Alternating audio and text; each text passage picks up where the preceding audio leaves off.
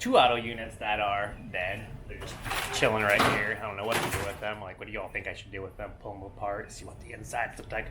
And I got two more that are dying. They're on their way out. But I'm going to use them till they can't run anymore.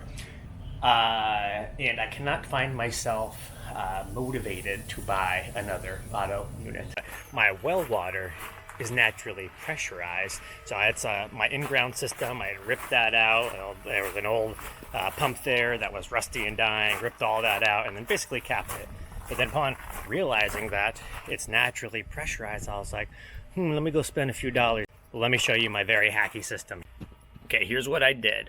I threw on some PVC so that I can put a little spigot here.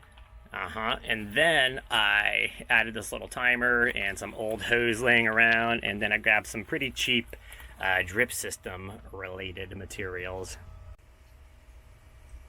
So I'm just going to go ahead and run this manually.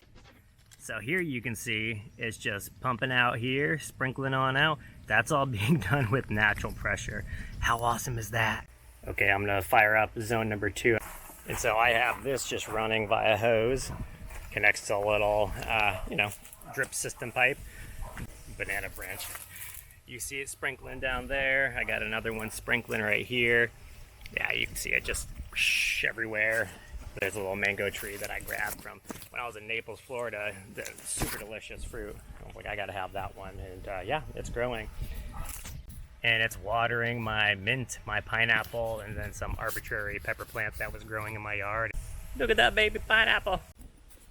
So admittedly, it's a pretty crappy prototype, but it works. And I don't know, maybe I'll build my own auto unit. I can write software. I don't know how to do hardware, but I'll figure it out. What do you all think I should do?